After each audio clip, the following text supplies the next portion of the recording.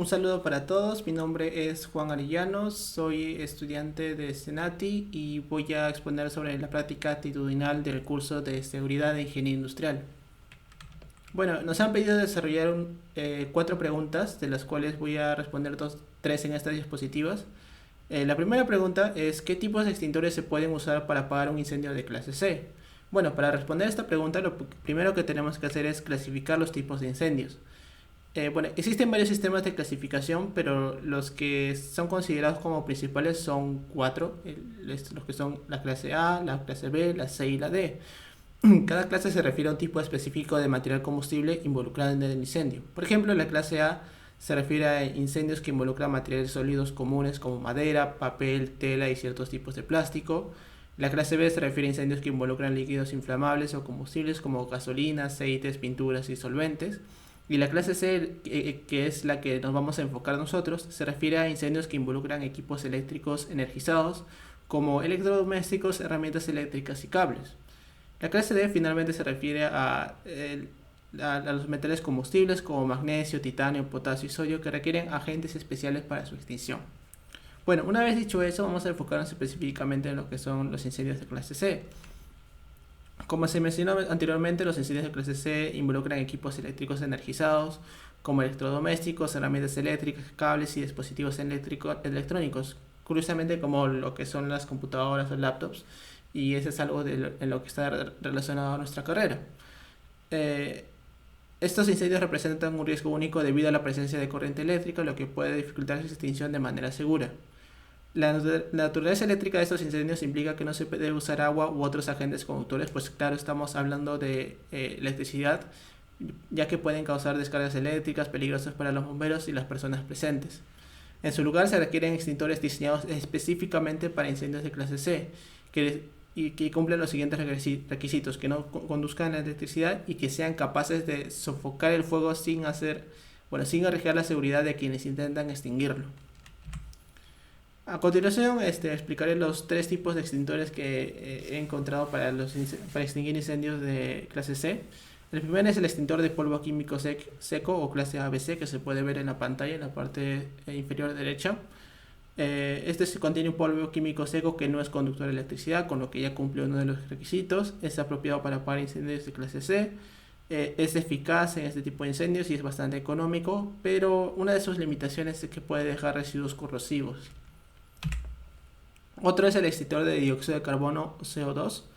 El CO2 es un gas no conductor, se puede utilizar en incendios de clase B y C, que ya se explicó anteriormente. No deja residuos y no daña equipos sensibles. Y una de sus limitaciones es que no es efectivo en incendios profundos o de larga duración. Por último, pero no menos importante, tenemos el extintor de polvo BC, que contiene un polvo químico seco y que, como el anterior, también se puede utilizar en incendios de clase B y C. Pero se debe tener un poco de cuidado porque este extintor sí tiene un riesgo de conductividad debido al polvo. Es bastante versátil y una de sus limitaciones es, como se mencionó anteriormente, puede dejar residuos, es abrasivo y puede tener cierta conductividad con el polvo. Otra de las preguntas que tenemos que exponer es exponer e investigar sobre el análisis de causalidad de Frank Bird. Bueno, vamos a darle un poco de contexto a esto.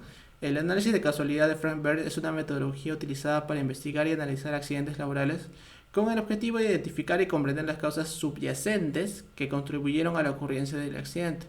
Fue desarrollado por la persona que se acaba de mencionar, es un ingeniero Frank Bird en la década de 1960 y se ha convertido en una herramienta fundamental en la gestión de seguridad laboral. En pocas palabras, ayuda a investigar accidentes laborales y a entender las causas subyacentes que contribuyeron a ellos. Existen cuatro principios básicos del análisis de causalidad de Frank Bird. El primero es que es un enfoque sistemático, es decir, que es estructurado y sistemático para investigar un accidente, comenzando por recopilar datos e información relevante. También tiene la identificación de causas inmediatas y básicas. Lo que se refiere es que identifica las causas inmediatas, es decir, los factores directamente involucrados en el accidente, y las causas básicas también, que se refiere a los factores subyacentes que permitieron que ocurrieran las causas inmediatas. Luego tenemos también el análisis de secuencia de eventos, donde se analiza la secuencia de eventos que llevaron al accidente para comprender cómo se desarrollaron y cómo se relacionan entre sí. También tenemos la utilización de diagramas de causalidad. Estos son de los diagramas de Ishikawa, donde tenemos un pescadito y podemos poner las causas y cómo afectan al resultado en general. Bueno, a eso se refiere, ¿no? Se utiliza obviamente para visualizar las causas del accidente y sus relaciones. También tenemos los pasos para hacer el análisis de causalidad. Lo primero es la recopilación de datos. Se recopila información sobre el accidente, incluidos testimonios, registros de seguridad, todo lo que se pueda. También se requiere el análisis de la secuencia de eventos, es decir, se reconstruye la secuencia de eventos que llevaron al accidente. También la identificación de causas inmediatas, es decir, los factores directamente involucrados en el accidente. La identificación de causas básicas, donde se investigan los factores subyacentes que contribuyeron a las causas inmediatas. Y también se utiliza el desarrollo de recomendaciones, donde se proponen medidas preventivas y correctivas para evitar futuros accidentes y corregirlos inmediatamente en caso de que sea necesario. Algo que también he encontrado es la pirámide de Bert. La pirámide de Bert fue desarrollada por ese hombre y tiene una serie de números, los cuales representan lo siguiente. Por ejemplo, el número 1 representa los accidentes graves o fatales en la cima de la pirámide. Estos accidentes son menos comunes, pero tienen un impacto significativo en la seguridad y la vida de los trabajadores. El número 10 representa los accidentes de gravedad intermedia que se encuentran en un nivel inferior en la pirámide. Estos accidentes son más comunes que los graves o fatales, pero menos comunes que los incidentes menores. El número 30 representa los incidentes de menor gravedad que se encuentran en la base de la pirámide. Estos incidentes son los más comunes en un entorno laboral, pero individualmente tienen menos impacto en la seguridad. El número 600 aunque no es una parte de la pirámide de Bert como tal, podríamos relacionarlo con la idea general de la pirámide, donde se representan el número total de incidentes y accidentes, incluidos los menores, es decir, los de gravedad intermedia y los graves o fatales, lo que muestra la importancia de abordar los incidentes y accidentes en todos los niveles para prevenir los que están más arriba de la pirámide, es decir, los que están más grandes. Y por último, también se tiene que investigar, como parte de la tercera pregunta, también se tiene que investigar y listar 3 ejemplos de antecedentes de incendios que le sucedieron a empresas tecnológicas informáticas mundiales. Una de las que encontré es el OVH, Cloud Data Center Fire en Francia 2021. No se tiene una versión oficial por parte de las autoridades, pero se cree que pudo haber sido causado por un fallo en el sistema eléctrico o en los equipos de refrigeración. Es decir, un incendio de clase C, como se ha mencionado anteriormente. El incendio tuvo repercusiones muy graves debido a que destruyó completamente un edificio del centro de datos y dañó severamente otros 3, lo que resultó en la pérdida de datos y servicios para numerosas empresas que utilizaban precisamente los datos de estos servicios y obviamente también en la reputación de la empresa de sí misma. También tenemos otro que ocurrió en Reino Unido en el 2019, se trata de la empresa Equinix Data Center Fire. El incendio ocurrió en Londres, fue por un cortocircuito en un cuarto de servicio eléctrico que pudo haberse prevenido con una serie de extintores, con una serie de medidas preventivas, como utilizar tal vez la metodología de Frank Bert sobre la causalidad. Aunque el incendio fue controlado rápidamente, causó daños en equipos y cables de red, lo que resultó en interrupciones en los servicios de conectividad de red para algunas empresas que dependían del centro de datos y todo lo que conlleva una pérdida de reputación, pérdidas económicas, entre otros. Y por último tenemos lo que es el Google Data Center Fire, que ocurrió en Bélgica en 2014. Esta es una imagen que ocurrió después del incendio.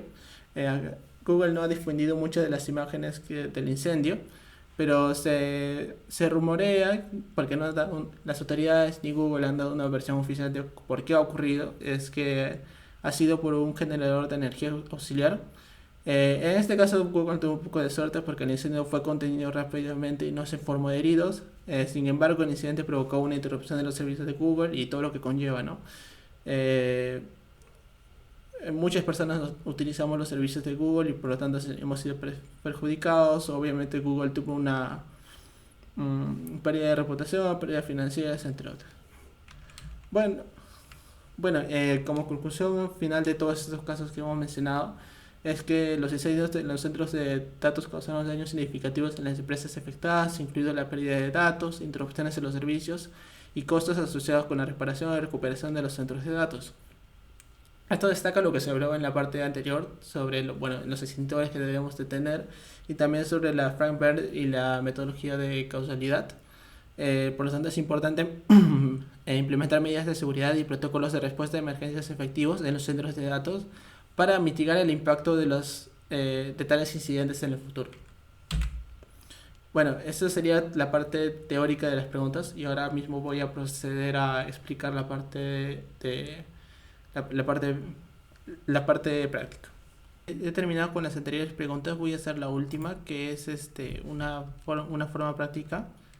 Instalar el sistema operativo antiguo Core Linux 1.2 en los requisitos más mínimos de hardware de máquina virtual. Bueno, para hacer esto, primero que todo tenemos que descargar el Core Linux 1.2, que la página es esta. Te vas a esta parte de Core Linux 1.2 y lo descargas en el server 2, así es como yo lo he hecho. El, el archivo en realidad pesa alrededor de 1.2.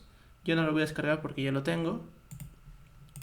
Luego también tienes que descargar este programa que se llama VMware Workstation, que lo puedes encontrar por internet. Aquí lo descargas. Obviamente esto se paga, pero tiene una versión de pruebas por 30 días, el cual es el que estoy utilizando en estos momentos. Bueno, y una vez instalado el VM Workstation, te debería salirte algo como esto.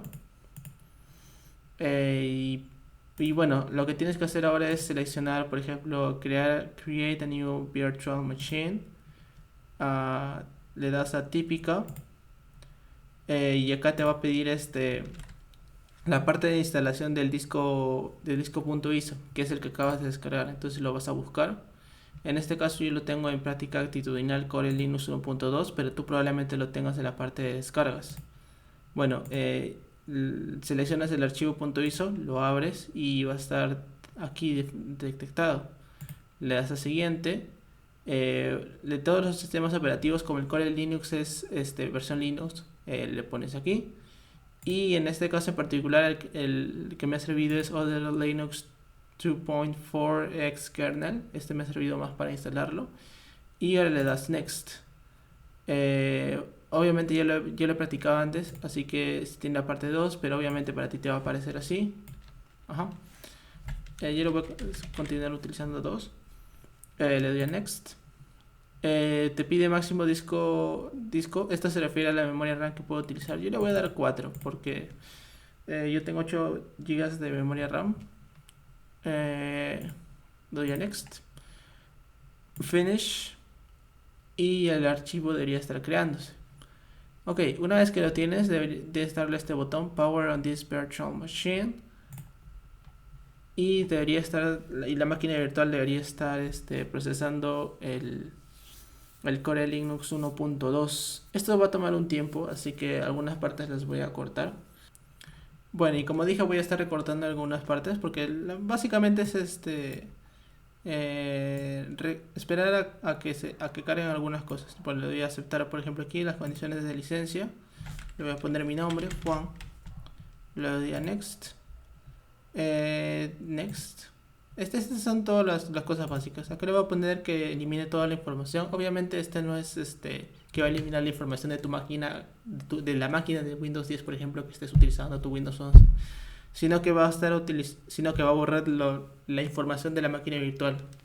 Así que le doy a Take Over Disk, Erases All Existing Information, eliminar toda la información existente, pero de la máquina virtual y del ISO del Core Linux que está aquí. Le doy a Next. Le doy a Yes y le doy a Install. Bueno, aquí también se va a demorar un poquito por el hecho de que es como si estuviera instalando una máquina de software de verdad. Como dije antes, voy a hacer algunos cortes.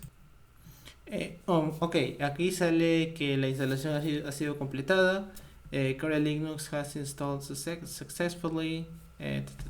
Ok, le das OK. Y debería estar cargando las opciones que te brinda Core Linux 1.2. Seleccionas la parte, ahí está, seleccionas 1.core Linux para que te lleve al sistema operativo como tal. Y bueno, aquí también se va a demorar un poco porque es el hecho de que estás instalando un, un nuevo sistema operativo.